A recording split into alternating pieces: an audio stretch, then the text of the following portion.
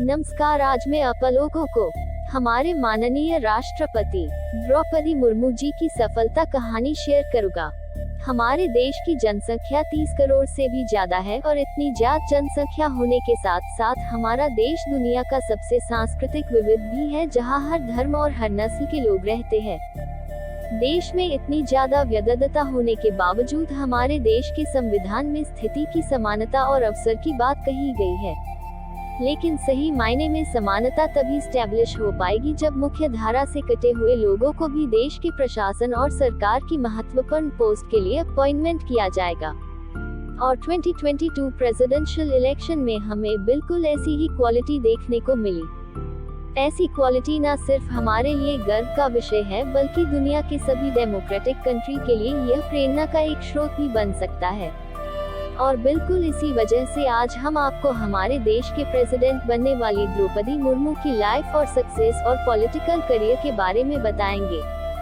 द्रौपदी मुर्मू का जन्म 20 जून 1958 को उड़ीसा के मयूरभंज जिले के बेदापोसी गांव में एक जनजातीय परिवार में हुआ था। इनके पिता और दादा दोनों पंचायती राज सिस्टम की पॉलिटिक्स से जुड़े हुए थे। अपनी प्राइमरी और सेकेंडरी एजुकेशन कंप्लीट करने के बाद एक स्कूल टीचर के रूप में सबसे पहले इन्होंने अपनी टीचिंग करियर की शुरुआत करी और इसी दौरान उड़ीसा के रायपुर में स्थित श्री औरोबिंदो इंस्टीट्यूट में इन्होंने असिस्टेंट प्रोफेसर के रूप में काम किया। इसके अलावा इन्होंने गवर्नमेंट ऑफ उड़ीसा के इरिगेशन डिपार्टमेंट में जूनियर असिस्टेंट के रूप में भी काम किया और इसके बाद पॉलिटिक्स में इनकी एंट्री हुई। 1997 में इन्होंने भारतीय जनता पार्टी को ज्वाइन किया और रायपुर नगर पंचायत से काउंसलर के पोस्ट के लिए इलेक्शन लड़ी, जहां से इन्हें इलेक्ट भी कर दिया गया। और अगले 2 सालों तक मुर्मू ने उसी पंचायत की चेयरपर्सन के रूप में जिम्मेदारी संभाली।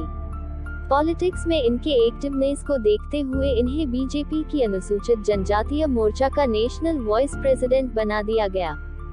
साल 2000 के उड़ीसा असेंबली इलेक्शन में एमएलए के पद के लिए खड़े होकर अपने पॉलिटिकल करियर को एक कदम और आगे बढ़ाया और रायपुर असेंबली कॉन्स्टिट्यूएंसी से एमएलए के रूप में इन्हें इलेक्ट कर दिया गया। मार्च 2000 से 2002 के बीच इन्हें कॉमर्स एंड ट्रांसपोर्ट डिपार्टमेंट के मिनिस्टर की जिम्मेदारी भी सौंपी गई और 2002 के बाद से इन्होंने मिनिस्ट्री ऑफ फिशरीज और एनिमल रिसोर्सेज डेवलपमेंट डिपार्टमेंट को भी संभाला।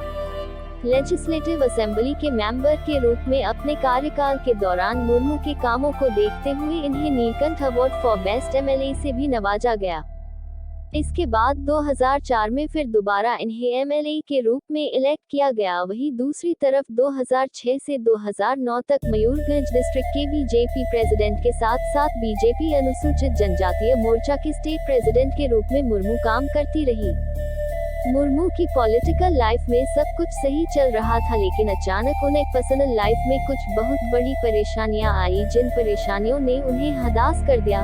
साल 2009 में एक एक्सीडेंट की वजह से द्रौपदी मुर्मू के बेटे की डेथ हो गई, जिनकी वजह से इनके मेंटल हेल्थ पर काफी असर पड़ा और ये काफी समय तक डिप्रेशन में रही।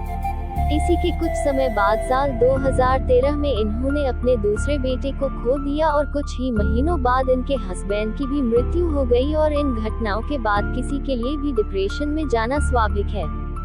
द्रौपदी के अनुसार अपने इस डिप्रेशन मेंटल जोन से बाहर निकलने के लिए वो ब्रह्म कुमारी संस्था से जुड़ी, जिससे इन्हें काफी मदद मिली और इस स्थिति से बाहर निकलने के बाद इन्होंने जनता की सेवा करने की अपने लक्ष्य पर दोबारा काम करना शुरू किया और 18 मई 2015 को द्रौपदी ने झारखंड की गवर्नर के रूप में शपथ ली।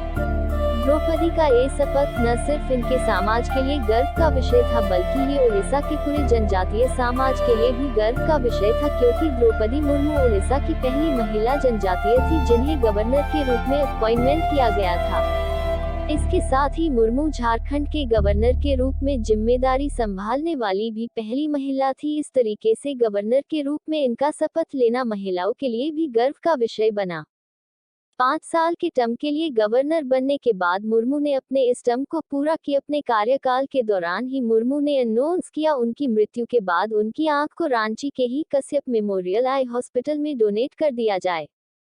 और फिर द्रौपदी मुर्मू की डिप्लोमेटिक वर्क एथिक्स और विशनरी गोल्स को देखते हुए इन्हें प्रेसिडेंट ऑफ इंडिया 2022 के इलेक्शन के लिए एनडीए की ओर से नॉमिनेट किया गया।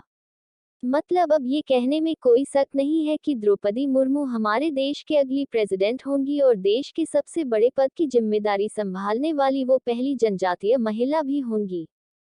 खैर, इससे पहले भी 2012 के प्रेसिडेंटल इलेक्शन में अनुसूचित जनजातीय कम्युनिटी से ही बिलोंग करने वाले पुरनो अगीतोक संगमा को प्रेसिडेंट पद के लिए नॉमिनेट किया गया था, लेकिन उनका नॉमिनेशन सत्ताधारी पक्ष की तरफ से नहीं था, इसलिए उन्हें हार का सामना करना पड़ा। द्रौपदी मुर्मू का भारत के प्रेसिडेंट के रूप में इलेक्ट किया जाना भारत में मौजूद समानता की व्यवस्था का अब तक का सबसे बड़ा सबूत है। देश के सबसे बड़े पद तक जनजातीय कम्युनिटी की एक महिला का पहुंचना न सिर्फ जनजातीय कम्युनिटी को बल्कि महिलाओं को भी स्ट्रगल के इस दौर से गुजरने के लिए प्रेरित करेगा।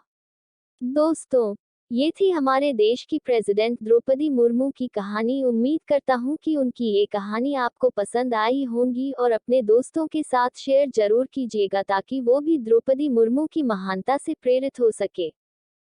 धन्यवाद।